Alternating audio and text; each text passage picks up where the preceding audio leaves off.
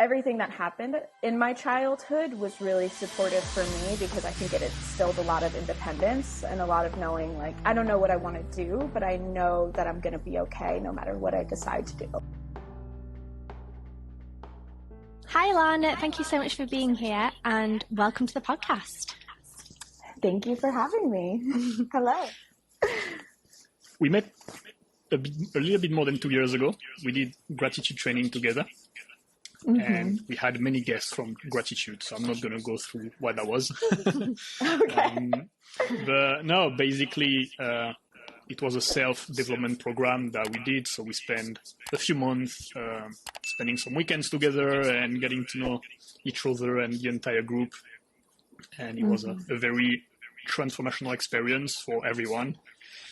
And it was a great opportunity to know people more than just, small talk. It was actually no small talk, straight to deep shit, to be honest. But the consequence of that, you create a special bond with all the people. And I really wanted to have you on the show because your life journey has been full of ups and downs. Right now, you're kind of living your dream, being where you would love to be, and I'm really happy for you. But I think at the end, the lesson of this episode is going to be believe in yourself, even if life throws things at you. Keep going, because you can make it if you want it, if you really want it. Yeah. So maybe we're just going to start with where you come from and about, where you grew up. Yeah, cool. Definitely agree with like the overall message.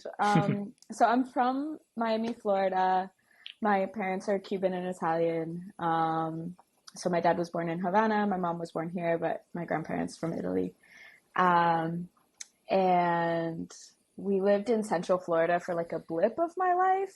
But once my parents like separated and divorced, I was like 6 or 7 when we moved officially to Miami. And yeah, that's where everything started.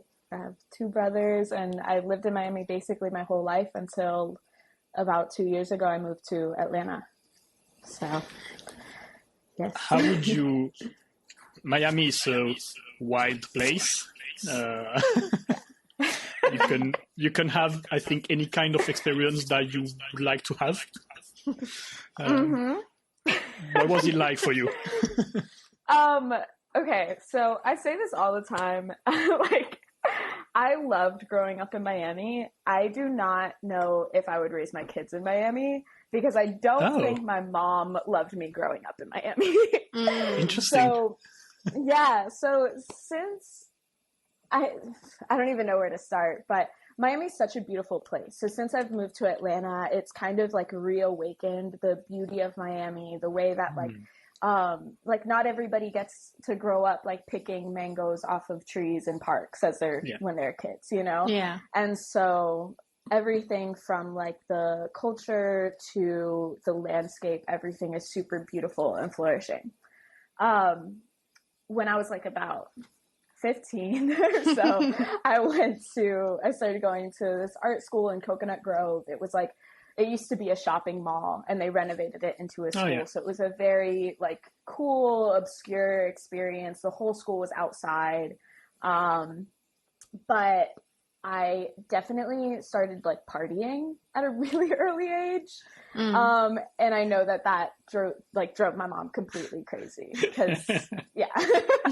So that's kind of why I say I'm like, I don't know about that, but I did enjoy it, and I did have a lot of fun. And I think that partying so early and really kind of just like being on this journey of like finding myself and getting lost and having all these really wild experiences allowed me to step into my my real life and have a clearer path a lot earlier than other people. I'm 23 right now, and so I knew what I wanted to do and stopped partying by the time I was like 18 or 19. Right.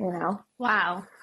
Yeah. Which is very interesting you say that, because you would expect that this is the time in Miami where you could go mental, you know, and Especially take the whole thing to a whole other level. Especially if you're 21 to drink, like to get into clubs and things in the States. Yeah, no, I think like I went to my first bar when I was like 15, maybe. And it was across the street from my high school.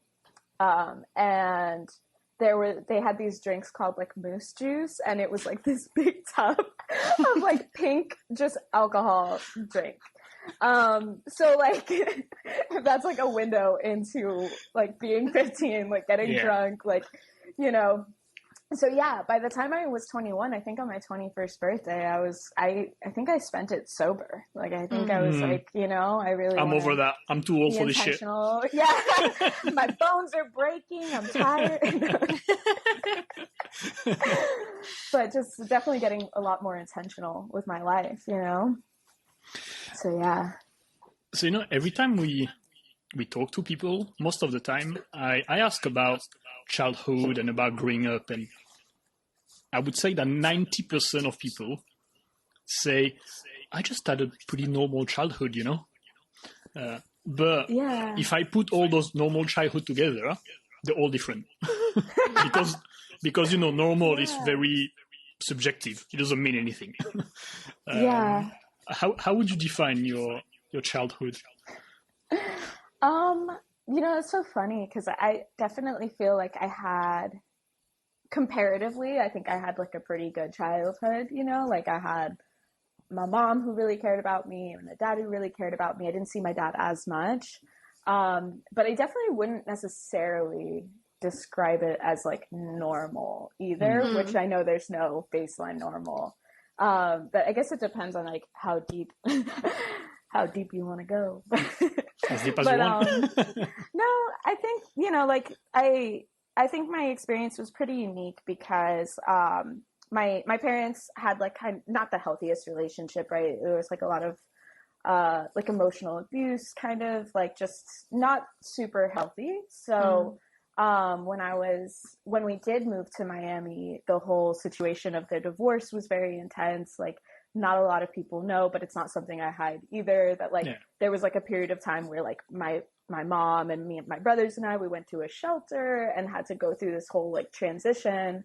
And then on my dad's side, it was really hard for him too. And so coming to Miami, I talked to my mom about this now. I'm like, I never realized how strong of a person she was because she had her first kids, I think around like 26 or something. And then she was a single mom of 3, right? So I got older and I was just like you did all of that, you know? So yeah, we moved to Miami and kind of started over this like new life. And then later on when I was 12, my mom came out as queer. So that I think made my experience really unique. And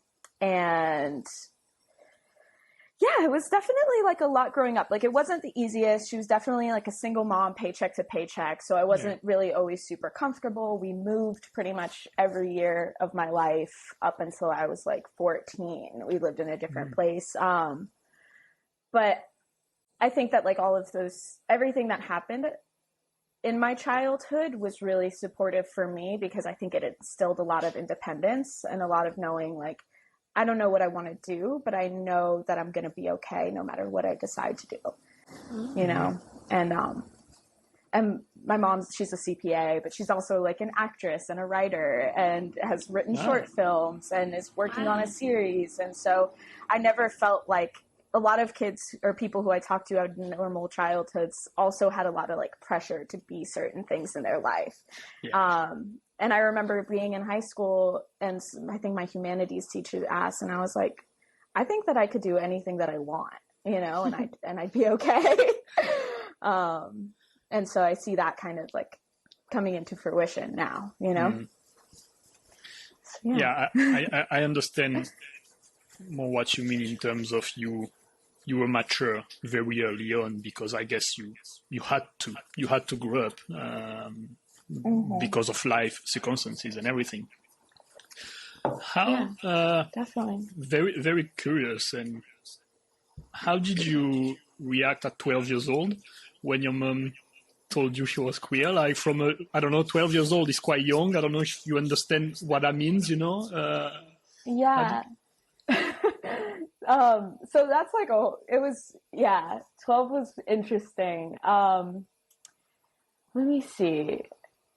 I think, well, my dad was really conservative always, you know, like he wasn't really religious and conservative. He was actually atheist and conservative. Right. And now he's religious and conservative. So that's funny. I feel like if my dad hears this, he's going to be like, really? I'm like, I love you.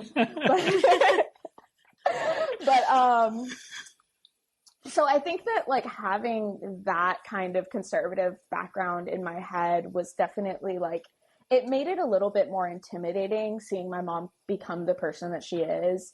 And it felt really scary. Like it felt like the option of her and my dad ever getting back together was like out the window. Like everything was just kind of like changing. And I think I remember just feeling like so overwhelmed. And she didn't come out to me directly.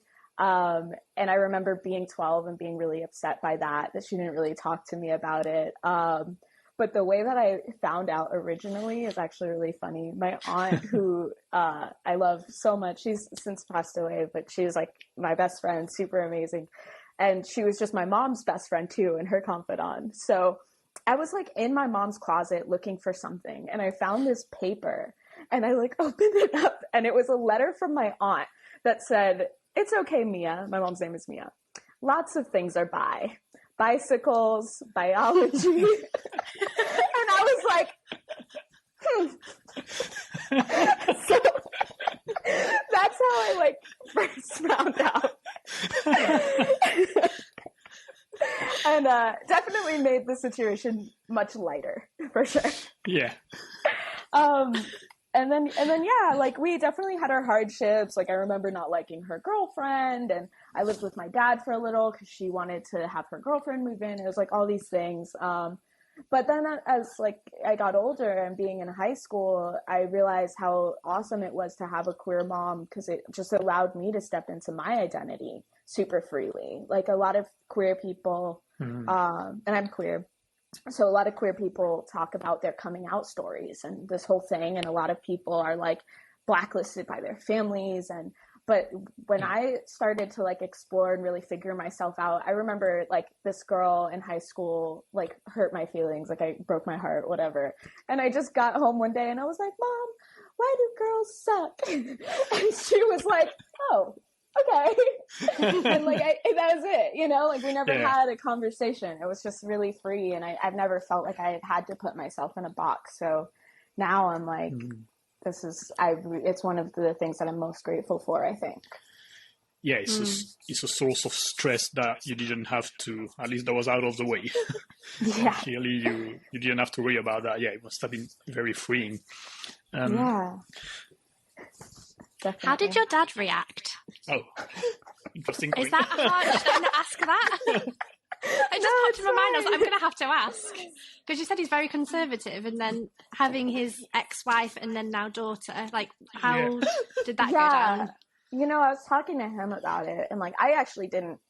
So my dad and I, like, I moved to Atlanta to be closer to my half-sister and to kind of establish a relationship with my dad, he's super kind and caring, and I love him very much. But he wasn't super active in my life throughout like my teenage years. So I actually didn't tell him until I had a girlfriend serious enough, which was Wilma. And which was like 2 years ago. And I called him and I was like, "Hey, you know, just calling to let you know." Just FYI. Yeah, FYI. And it's been like definitely a journey. Like I think at first he has these really hardcore standards of what he identifies as normal, right? He's like, "Oh, well, that's not really normal," and kind of thinks it's my mom's fault. And I told him one time, I was like, "Dad, you're the one who sent me to art school. So if we're going to talk about about it, it was probably art school," which is totally a joke. But it was like a moment of lightness because he kind of laughed and he's like, I thought about that. I'm like, so it's been interesting though, because then since I moved here, we've been deepening our relationship a lot. And, he's like very loving towards Wilma, and you can still find he's like uncomfortable about it, doesn't know how to tell my little sister about it, things like that. Yeah. But when we talk about it, he definitely expresses to me how hard it is to find someone that really loves you and that you really love and that will show up for you and stick it through thick and thin. And he's really happy that I have that. So I think it's like a little bit of discomfort, but then also appreciation, and we're kind of like still moving through it every day, We'll see. But that's great though, because I know there's a lot of parents that completely disown their children and just cannot even imagine still being there for them. So even though he's finding it hard, it's great that he's still there and he's still wanting to get to know Wilma and, be there for you, even if he finds it uncomfortable. I think that says a lot about someone. Yeah. Definitely. And that's what I've found since I've been here is like, I could have not moved because I was like, oh, well, what's the point if he doesn't accept me? But if there's anything that I learned during gratitude training is like, it's not about the results. It's about the commitment and the journey there. Right. And so if I'm committed to having a loving, accepting relationship with him, I'm just going to show up and see what happens. And I'm really grateful for, even though it's not at a 10, I'm really, really grateful for the way it has panned out, because we've celebrated holidays together and he's come into my home and like, there's boobs all over my home. So it's paintings everywhere. So I'm definitely really grateful for how it's working itself out to be, Yeah. And I was going to say, I think it's a beautiful proof of love also, in a sense that maybe he doesn't fully understand, but he accepts it because it's making you happy, and that's what matters. And even if maybe if it's not fully aligned and you wish it could have been different, but he's there for you despite that, and that's what matters, right? Yeah, exactly. And it doesn't have to look any one particular way for me to feel fulfilled around it, and I deal with a lot of queer people in my work, like with my clients and who I work with. So I hear a lot of people's stories, and it definitely kind of grounds put me things into in perspective. Gratitude. Definitely. 100%. Yeah. I wonder how the fact that even if you was in Miami, you were moving around quite a lot, and you had a period of instability, and you mentioned going to a shelter for a bit. How do you, now looking back at it, how do you think that impacted your personality and your personality? I don't know. Did that makes you like a stressed person, anxious person, extrovert, an introvert? That's a really good question. So I definitely view myself as like an extroverted introvert, right? Like I love people and I love communicating and making connections, but I always have to come back home and ground myself. And so I think having that upbringing for a while, my experience was that I was afraid of stability. And so that's why my life looked the way that it did for a while, even to the point when it was no longer, I was like just a kid doing whatever my mom did. It more fell into my hands, and stability scared me, so I would work a lot of different jobs, like not really want anything that was going to like lock me down super hard. And continue to move around a lot. Like when I was in high school, I was like, I had been kicked out of my parents' house, my mom's house, and was like homeless for a little bit. And like at that time, I felt like I was thriving. I was like, yeah, I got this, And so, but then all of that leading up to now, I think I have a really deep appreciation for creating a home. And I work really hard to learn how to allow myself to sit still. And I'm still every day learning how to like build a home and create rituals that really serve me. But I also think that kind of what I was saying earlier definitely taught me that I can pretty much do anything. Like I can get through it all. Like I'm still alive. And I'm grateful for that. And I think it instilled a great level of perseverance in me. So when I think about what's possible, despite my own like self-limiting conversations, I know that at the end of the day, that's the only limitation I have, and I'm gonna always figure it out. And there's nothing that's really, sounds cheesy, but like there's nothing that's really too big, you know? Yeah. So yeah, my aunt always used to say like, you'll always land on your feet like a cat. So I'm like, I definitely agree with that. And I also think it made me a lot more, I used to think that I went through a lot of the situations that I did so that I could be a space for people who are going through hardships, to be able to like resonate and hold space for them. Even if I haven't had the exact same experiences, I've definitely experienced a little bit of everything in my life. And so I think that deepened my level of empathy, and I think it allows me to really find the value of vulnerable connection and helping people through hard times. Yeah, because you can relate to many stories, I guess. Yeah, definitely. And hopefully be an omen to people of like, hey, I know it's hard, but things will get better. Yeah. So, yeah. You're very mature for a 23-year-old. I'm sat here thinking like, when I was 23, I was like drunk the whole time, out partying, didn't know what I was doing with my life. Like, I think I'd met you by that point, but like I did not have my shit together at all. And I'm listening to you like, oh my God, she's more put together than I am. And I'm like 10 years older than you. You're so like, I don't know, it's inspiring listening to you talking. I don't know if that's just me, but... Thank you. But it's interesting also because I do remember the Alana who started gratitude training. Yeah. And it was a bit different. Oh, really? Yeah. Spill the tea. Oh, yeah. Yeah. I want the gossip. It was the late one every time. Yeah. And let's say maybe a bit less reliable and stuff like that. Yeah. And that could create tension in the team sometimes and stuff. And it's very interesting to see how much you evolved in 2 years. Yeah. And I mean, you're 21 2 years ago, so it's also, I mean, at 21, I wasn't any better, personally. Oh, no, yeah. So it's not a judgment or whatever, but in 2 years, the transformation is quite, whoa. Yeah, thank you. Yeah, dude. When I started gratitude training, I was like wild. I think that, I mean, I don't want to cut you off, so no, it's fine. No. Sorry.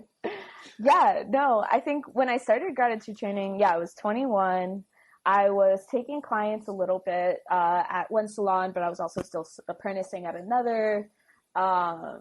But just where I was at in life was so different. Like, I think that I started gratitude training because I didn't want to continue how I was doing things, which like working multiple jobs. Like at the time of my apprenticeship in doing hair, I would work 6 days a week, and I'd work from like maybe 10 a.m. to 9 p.m. And then I wasn't allowed to take clients while I was working because I was helping others. So I would see my clients from like 10 p.m. to like 4 in the morning. Right. And Wow. I was like working another job at a restaurant. It was exhausting. And so I remember like thinking about going to the training and being like, oh, I just don't want to continuously feel like I have to constantly work and be in this scarcity place of nothing is good enough and I have to do more and more and more. And so starting gratitude training, I think I was just so like careless. I didn't really see my own value. And so that had me discount my role in other people's lives because I didn't think I was important. I didn't think it mattered if I was on time, right? Or if I talked over people, or like, because I was the rant queen. I'd be like, well, I don't know. Because I didn't think what I had to say was that important. So I didn't really understand the purpose of intentionality when you speak, you know? I think it was a good time for me to do that because that was the first self-development thing that I had ever done since like drug therapy in high school, you know? And then after that, it woke me up to all these things. And like, I realized how important coaching is. And I got a finance coach and a relationship coach. And like, it's just, and I started to think like what I want is actually possible. Like when I started ML, I quit my job as an assistant and went full time on my own, you know, and realized that I mattered. And I'm still not great about time, but I'm a lot better. And I think that even the times where I don't think that I'm important or I'm struggling with my self-worth, I know that there's something on the other side. You know, I know that it's something I'm going through that I can work to get over. Yeah. So you said something before that piqued my curiosity. So you said that because you had a very unstable childhood and teen years, that kind of made you want to stay unstable, and you didn't want much stability at this point in your life. And I wonder why. You know, I wonder, is it like the instability and the chaos that you were creating was maybe a way to, I don't know, numb things, or I don't, you know, I'm curious about. I would have imagined the opposite. That's why I'm curious. Yeah. I think it was like my safety blanket. I was like, if I know that I don't know anything, right? like, then I feel a lot better than trying to pretend like I can have my life together or have things that I want, you know? If I can depend on chaos and instability, then I can never be surprised. You know, I can never have anything and want it so much, and then have it taken away from me because I don't even have anything to begin with. Yeah. And so it was a way to protect yourself in a way. 100%. Yeah. And I still struggle with it now. Like I have to tell myself it's okay to have things that I want.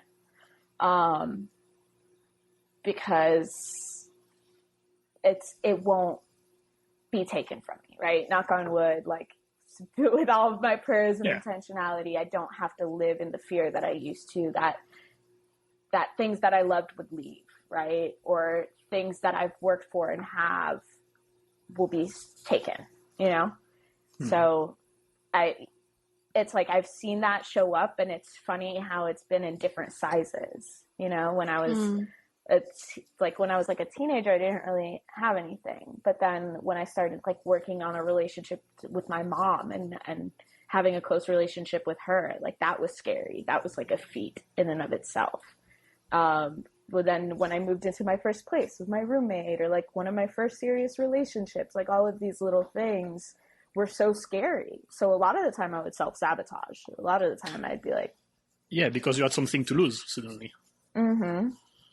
And now it's bigger things, right? Now it's like I'm engaged and I have a place in 2 cities, and I'm not working through the same fragility that I used to when I was younger, where I was kind of my own worst enemy. And so that's kind of another thing that I have to remind myself of now is, okay, it's okay to have things. It's okay to sit and be proud of those things. And it's okay to be open to accepting more good things in, you know? Yeah. What was your dream, your goal at this time, if you had any? Right now or then? No, yeah, when you were a teenager.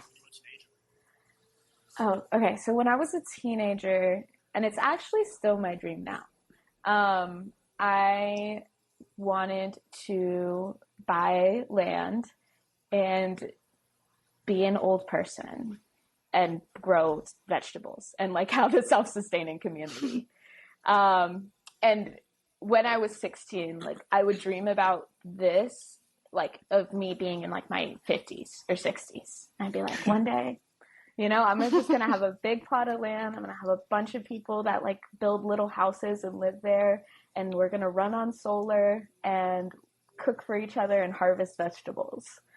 And I had no plan for anything in between like 16 and 50, that's what I'm doing now, right? Yeah. Is the in between. But that's still a goal of mine, I think, because I was so afraid of like working in a cubicle. You know, my mom was an accountant and like wore suits, and at that age, I thought that was the only option. And so I was so afraid of that and so against that I was like, I literally just never want to wear shoes and live outside. Like, that's all I want. So yeah, that was it, I think. Yeah. Yeah. So do you think it's gratitude that really changed your perspective about what you could achieve and really put you on a totally different path in life, and first created the stability, but also I think it's more created the mindset that life is not happening to you, that you actually more in control than you might think about what's going on, and that you can do what the hell you want, despite what's going on around you. Yeah, I think so. Like entering like a self-development training that actually had me for the first time sit down and think about my whole future and my 10 life. Like, if my life could be anything without any limitations, what would it look like? Yeah. That was definitely a huge catalyst in my life, because I think the biggest decision that I had made before that was like when I was living with a roommate and I was working 3 jobs. And I was like, I don't like doing this. And, you know, at the time I thought I wanted to go to college maybe, but I wasn't sure what for. And so that's when I actually decided to do hair, because I was like, this is something I'm good at. And let me just see if I can create a career that will help me get from point A to point B. And like, I ended up falling in love with it completely. But I think that was the biggest decision that I had made prior to going into a self-development training. And actually my mentor, who taught me all about cutting natural textures and everything like that, she was the person who introduced me to the training. And so, and I saw her life, and her life was dope, you know, like she was like working 3 days a week and doing something that she loved. And I was like, can my life ever look like that? And before that, I was living my whole life just trying to not be depressed, just trying to like fill up every space that I had so that I wouldn't fall into like sadness and like lose everything. And then when I started doing self-work and self-development, personal transformation, it was the first time that someone even introduced to me the concept of, rather than looking at where you don't want to be and everything that you're afraid of, why don't you look into the future of what you could possibly create? And I think it definitely changed the trajectory of my life 100%. It's like flipping a switch, right? Suddenly. Yeah. Definitely. Just easy. No, but it's what I mean is that you're just, at one point you're dwelling about everything that happens to you and why me and stuff like that, and suddenly you switch mindset and you actually see only all the opportunities in front of you, and maybe you stop looking back and you look in front of you and it's like, well, actually the world is a big place. There is a lot of people in the world. There's a lot of money in the world. There is a lot of things in the world outside of a cubicle. There is more than just one path. You don't need to go to college. You don't need to have a degree in XYZ to make it in life, quote unquote, and be successful and everything. And once you switch this mindset in your head, life is very different. Yeah, I agree. I feel like I saw it with you too. Like, I remember first seeing you speak and you're talking about like your relationship dynamics in your life and your family and, you know, being closed, and then like just seeing that really that shift does open up everything. And I think it's auric. It's like energetic, like it radiates, you know? So yeah, definitely agree. Yeah. You mentioned after the training, you really took control of your life and of your career and invested in coaches and stuff like that. Yeah. So right now can you tell us a little bit more about the business that you're running right now, and how did you create this dream life that you were seeing in your mentor before? Because it's one thing to want it, but actually creating it and making it happen is something else, you know? Yeah, definitely. Yeah, and it's funny because it's still scary. Like I still have to step into the space of really being present to actually enjoy it. Because if I'm not present, I don't feel like I'm doing it. And I'm like, Right. I still have so many things to do.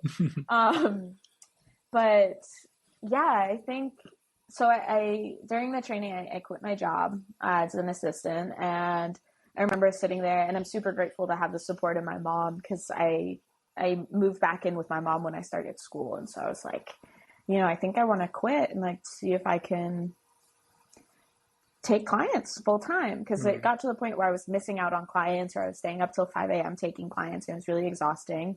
And the people who were down to do that, I'm like, I don't understand, but thank you. I was going to say that. I don't know if I would get my hair cut at 2 a.m. Yeah, but there are people out there, and I appreciate them so much.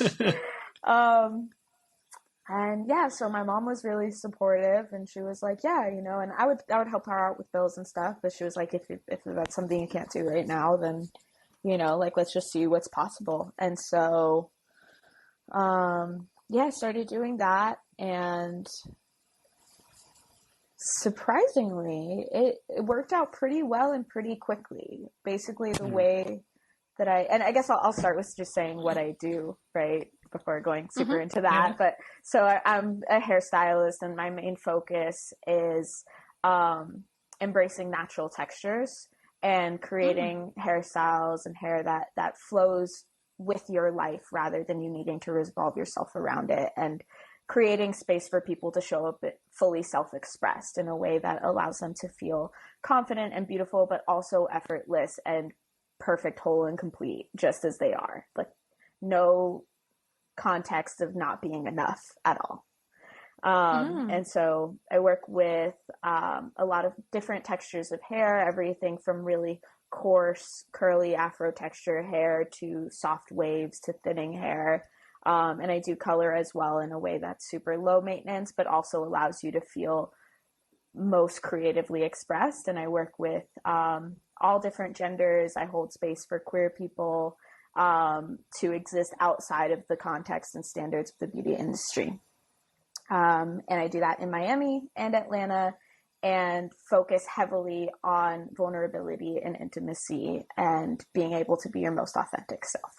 So, no, it's not an elevator pitch, but that's what Can I do. just say, you worded that so beautifully, and I think there's definitely, like you said about the traditional beauty standards of, like, how your hair should look, or how you should dress or be as a straight person or a queer person or a black person or whatever person, and like having, to a lot of people it's just hair, but actually it's a huge part of your identity. So having someone who like realizes that, and also lets people be themselves and try and help them be more themselves. I think you worded it magically. Well done. Thank you.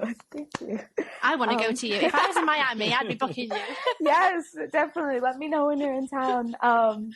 Yeah, that it really is what I focus on. It's funny that you say it's magical, because my Instagram tag and my business is Witches Brew Hair, right? And so the tagline used to be Brujeria for the Soul, which is like witchcraft and magic. And it's since changed to a call to authenticity, which I just felt resonated more with me.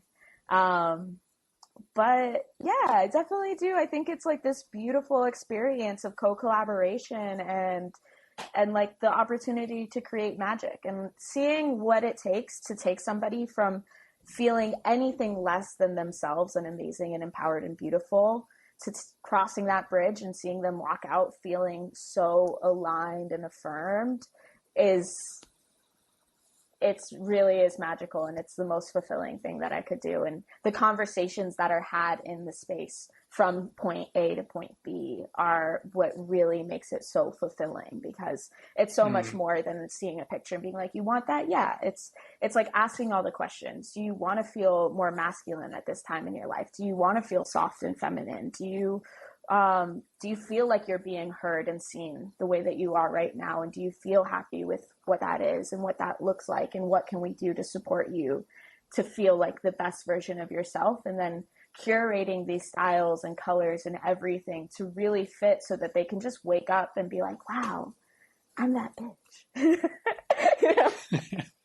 Sorry, I don't know. How have I never heard of anyone doing this before? Yeah. I'm just like, that. It just makes sense. Like, of course, that's what everybody should be doing, rather than taking a picture. And it should be like, and I think as well, obviously with hairdressing, if you find someone that you like, you're going to go back to them like several times a year, and you're going to create such amazing bonds with these people, because it's not just like, how's your last holiday? You know, like general chit chat. Is like deep, like connection with your clients, who I guess become friends. Do they? And maybe I'm wrong. I don't know, but oh yeah, definitely. Yeah. Sometimes I feel weird talking to my clients using the word clients, because I sometimes I just say my people, because that's what it feels like, you know, because we definitely, it is a really unique connection. And I think it depends on where you come from with it, because maybe if you're anything less than super passionate about it, or just view it as a job, right, then the dynamic is very much like hairstylist, client, let's just get you in and out. And I've seen that so much in the beauty industry. And a lot of the time I choose not to work in salons, because I like and that's why I've worked so hard to create my own space, is because I don't resonate with the in and out and this is a paycheck, right? It really is its own unique relationship. And I like to check in and follow up and be like, how are you? How's your hair doing? Do you need help? How's your life? Like all of these things. And we get pretty deep in the chair, you know? And yeah, I think it means a lot more to me than just skin deep, which I think you see a lot, you know? So yeah. When you look back, when you step back and you look at your life right now, thinking, I'm 23, I'm living in between, you know, Atlanta and Miami. I'm doing a job that makes me extremely happy. I'm engaged. When you look at that and you look at yourself 3 years ago, having to work 16 hours a day, multiple jobs, how do you feel about it? Is it weird to hear that? It is weird. I don't say it that much, you know? It feels really good. I think this past year especially, I've been working a lot on being able to sit in it, because I've struggled a lot. And so with that, and I've done a lot of community work, and I resonate a lot with people's pain and where they're at. So sometimes it's hard for me to just be like, wow, I'm really happy with my life right now. You know, it's like a part of me feels like I shouldn't be, or not allowed to be, or how can I redirect my energy to make sure that other people are feeling happy too, which I do always try to do. But when I actually get to take the step back and see that I like what I've created and my life, it feels really good and kind of unbelievable.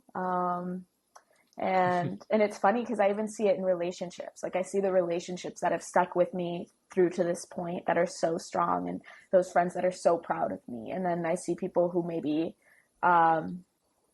didn't like seeing me grow as a person, or like it was scary for them, or I don't know, like I've had friendships fall to the wayside from that. And then also, you know, I think like I only have space for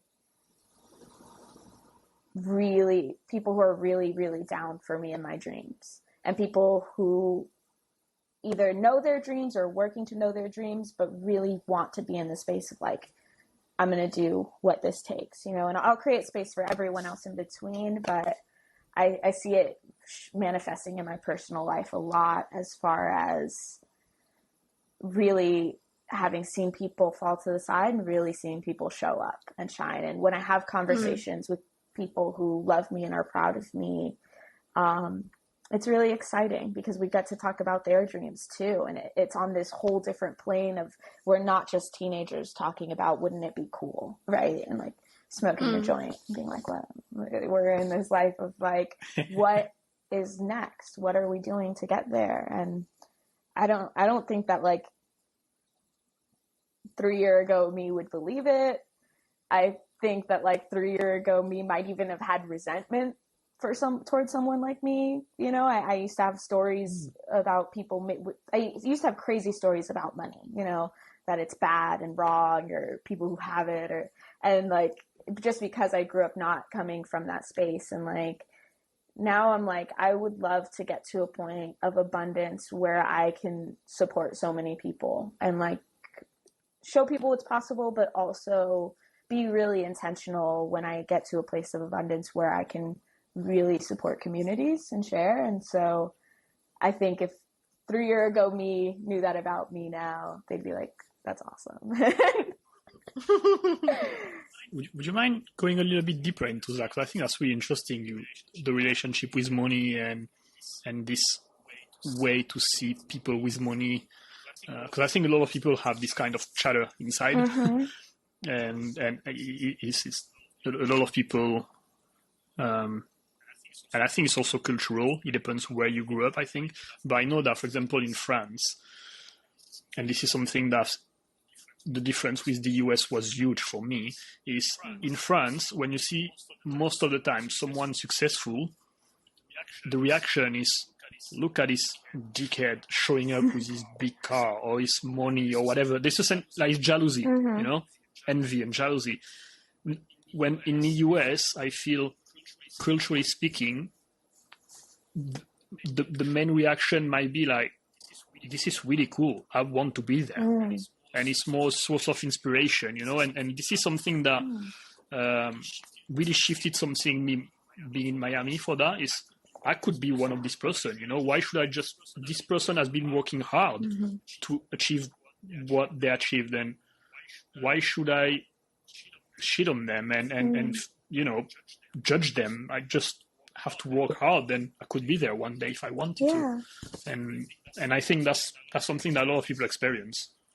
Yeah, definitely. Yeah, I think there's like space to be in like both ways, right? And of course, it depends on your background and everything like that. A book that I listened to when I was first kind of starting out my journey of like being an entrepreneur and working on my business and everything was like Rich Dad, Poor Dad. And I thought that book was really interesting just because it compared, you know, the poor dad who was like, money's not everything. It's all of these other things are so much more important. And then the rich dad who was like, you can literally create money from thin air if you wanted to and create this life. And I think kind of sitting in the duality of like, money's not everything. And if all I was striving for was money and I was only money driven, I don't think that I would be fulfilled.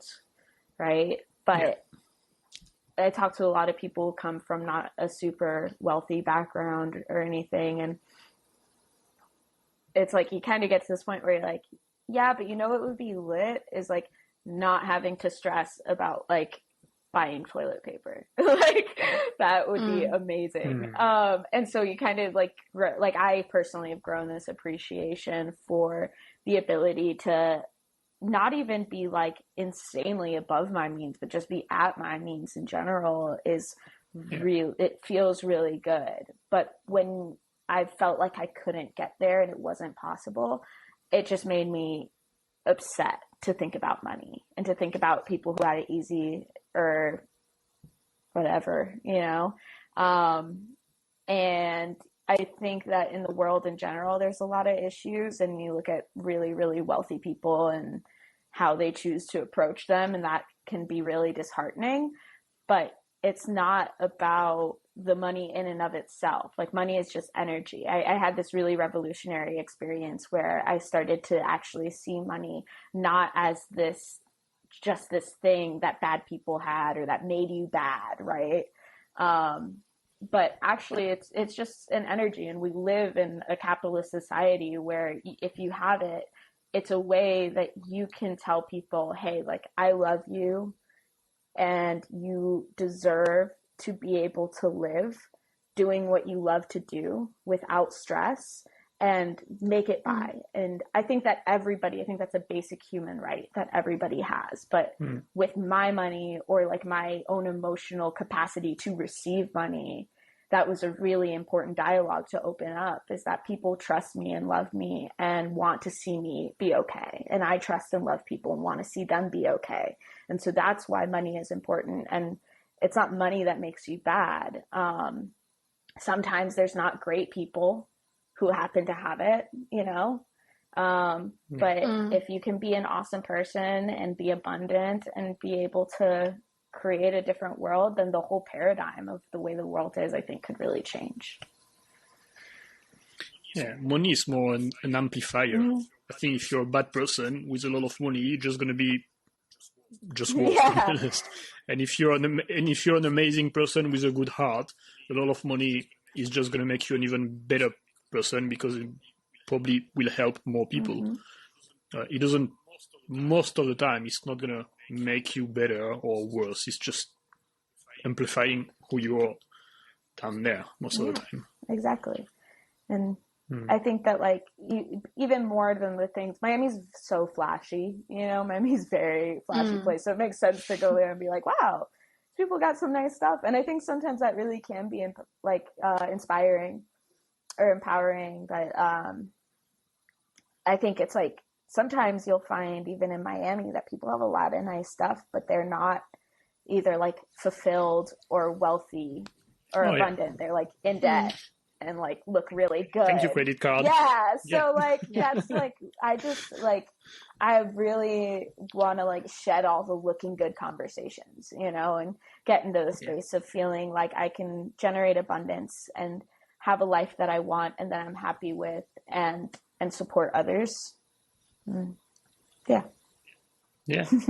Love that. So since you mentioned you're engaged, I've been dying to ask. How was the proposal? When's the wedding? I need all the, I don't know, I'm just excited for you. I want to know more about it. Thank you. So the proposal was super great and hilarious. And I was actually planning on proposing to Wilma the whole time she was planning on proposing to me. And I had no idea. And we were I was here in Atlanta and she was still in Florida. So like, we just did not know at all. And I was like planning on doing it during our anniversary. And I was really trying to figure out the ring. And I'm coming to Miami for Christmas. And I get there and she's like, oh man, someone like parked behind the car. I can't pick you up. I'm going to send you an Uber. I'm like, okay. And so I get there and there's like two people holding my name on a sign and I don't have my glasses. So I'm like, okay. And they're like, you know, in button down. So I'm like, all right. And I get closer and my mom's in the front seat and I'm like, what is happening? And it took me probably like 5 minutes to figure out, like being this close to my friends in costume, that they were my friends in disguise. So she gathered my 3 best friends and put them in disguise. And I got there and I was like, oh, what the fuck? Okay. And gave him a hug. I've been cursing a lot. I'm so sorry. I don't know if I'm... No, okay. Fine. Swear as much as you want. Cool. We can beep it. No, but, and so they give me this gift and I'm like, okay, cool, let's go. And they're like, no, you have to open the gift now. And it's like a big box. And I open it up and inside of it, it's just a little letter. And so I start reading it. And you know, it's from Wilma. She's telling me how much she loves me and da-da-da. And I turn it around and it's like, when you hear this song and it's, You Should Let Me Love You by Mario. And my friend comes out with like a boombox on her shoulder. It might not have been a boombox. It might have been like her iPhone like this. I don't remember what she was holding. And she was also in disguise. So I was like, who is that? Playing Mario. And she's like, I need you to turn around and whatever. And like, I turn around, but I was already facing the direction she was coming. So then I turn back around and she runs out in a suit and like power slides on her knees and like opens up the box and super cute. And I was like, and then I fell on my knees and I was like, yes, whatever.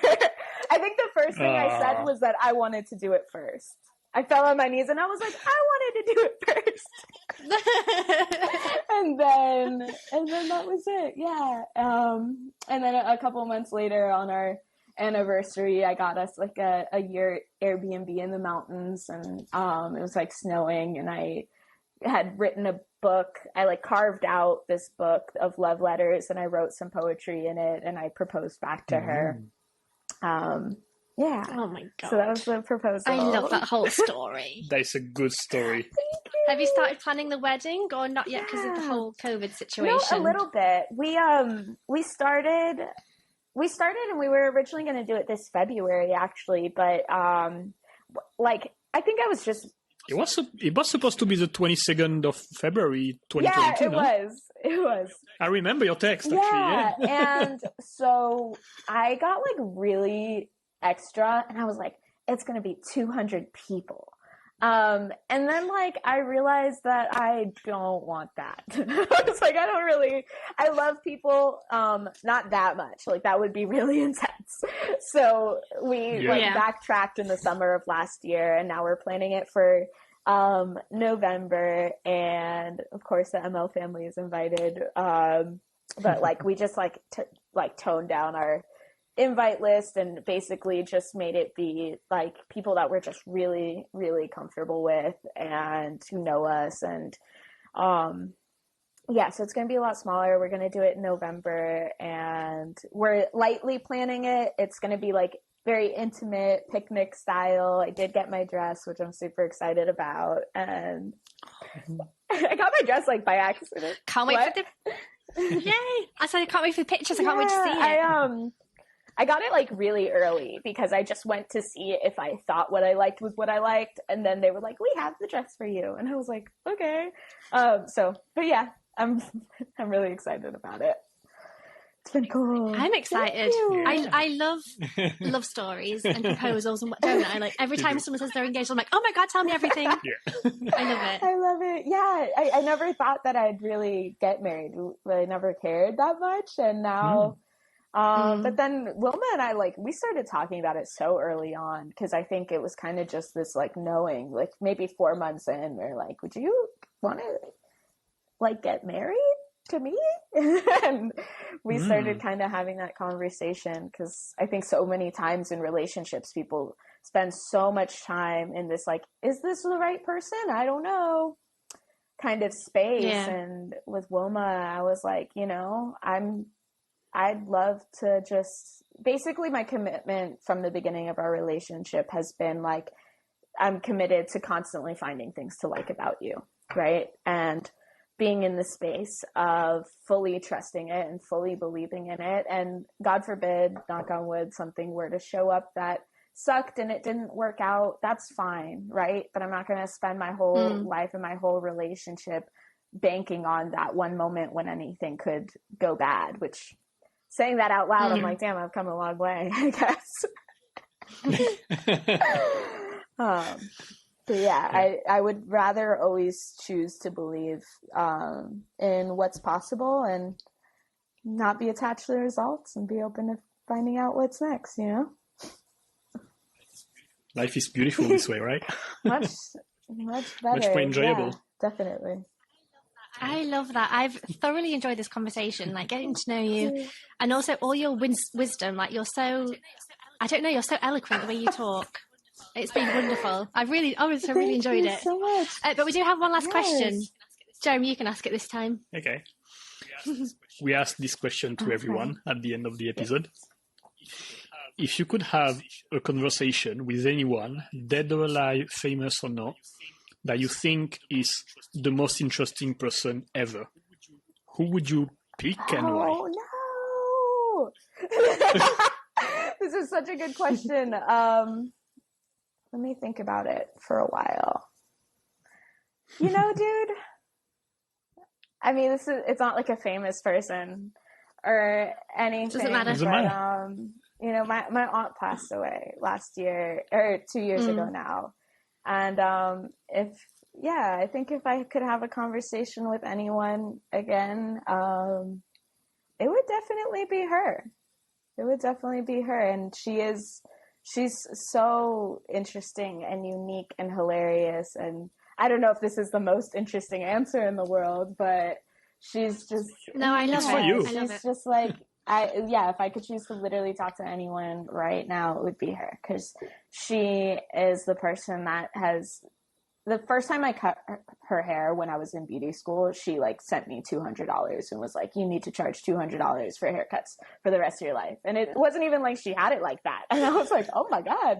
And she's just been the person since I was a kid that's always the person to tell me, like, no matter what, like, you're going to be awesome and you're going to be amazing and you can do anything you want. And we would talk in all these really weird voices and have all these different characters. And she's like lived so much life from like being an actress in New York and living in LA for like 20 years and just like traveling all around. And she's just, her name is Laura and she's the best. And I would love to talk to her. forever, even though I've had a conversation with her.